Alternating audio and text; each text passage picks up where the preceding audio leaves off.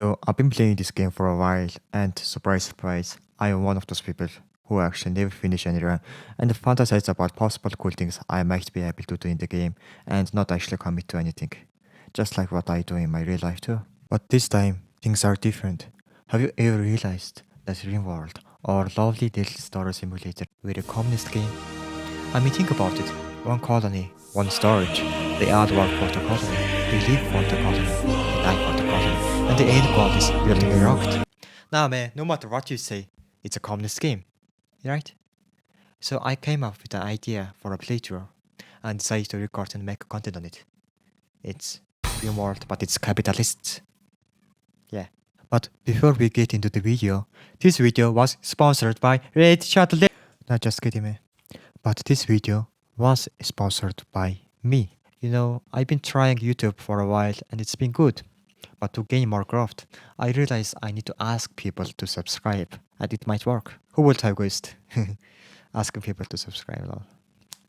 And there are more things I realized too. Attention. To gather people's attention, you need to master the art of clickbait and deception. Sun Tzu. Seriously, clickbait thumbnail is one of the most important part of your content. If they won't click on your video, then why would they watch your video, right? Second thing I realized were edits. More the better. Well, almost. A really effective way of editing is zooming in randomly within the video and adding useless images in the middle of the videos. I think these images and those random edits will make your video more juicy. Oops, we sidetracked. Anyways, thanks for the watch time and liking. And yeah, subscribing and too. Thanks, man. I really appreciate it. It helps with, this kind of algorithm and those stuff exposure. I appreciate it, bro. You're a really nice person. Now that I managed to waste your 3 minutes, I think I can waste your time more on the main dish now. Rimworld, but it's capitalists. For the run, I need to have some weird setup and had to have some workarounds for the style we are trying to go. We will be going with reload anytime mode on random useful. This is supposed to be just fun little experiment, so I don't think I want to go with extreme challenges. And since 4 different colonies will be competing against one and another, I think rates and all of the major trades are not appreciated. Also, the 4 team can only trade with each other. It is not allowed to trade with traveling caravans. Each team has 2 pawns, including one regular assistant who does not particularly specialize on one task but does the errands around the colony, and one pawn that has a mastery degree on one thing, so that 4 teams have some kind of diversity, forcing them to go with different playstyles and trades within the 4 teams. With these benefits and limitations, who knows who will be able to balance trades and possibly create temporary allies or some interesting plays. The main goal of every team is to gain monopolization. Any method is allowed. First team is engineering team. Their main strategy to get to the monopoly is overpower other teams with superior combat abilities by crafting weapons.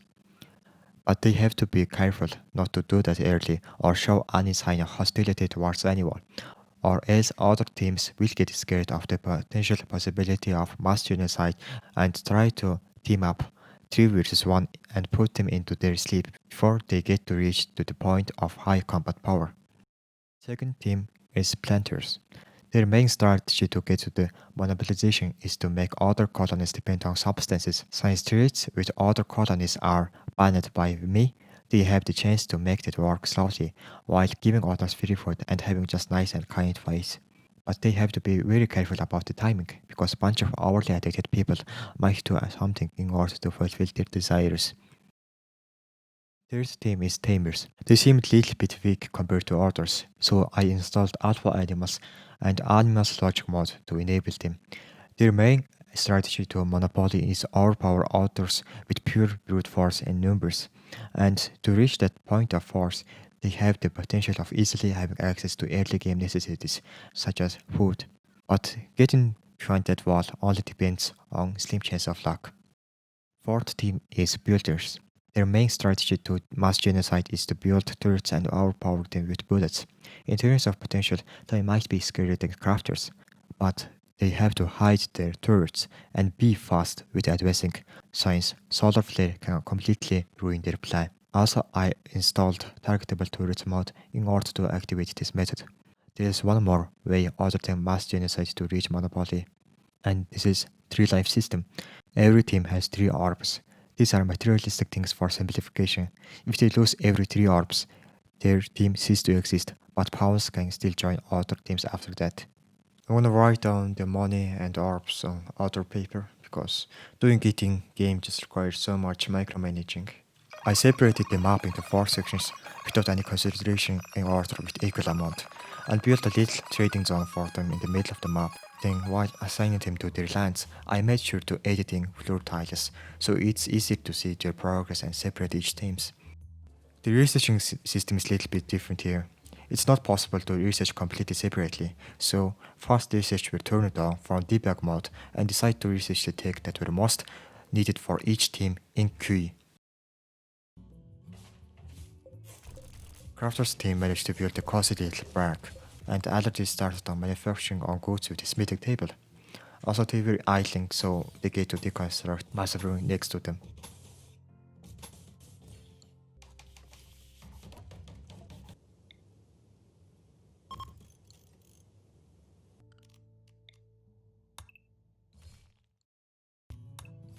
Second team planters were the slowest from the 4 teams, but they built their barrack and started their little field of rice. Food scarcity will start causing problems if you don't take it into immediate consideration, but even starting a field just after building a barrack might have been a little too slow to my taste.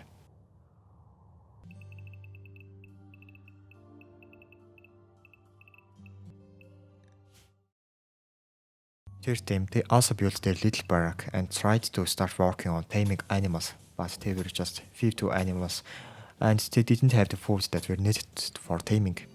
So they started a little farm too.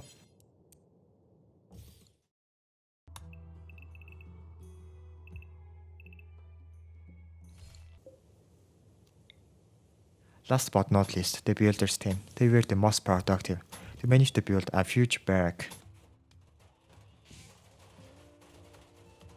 The food was getting low, and in their land there were an alpaca herd, so they saw an opportunity of early business here and started their hunt on for alpaca.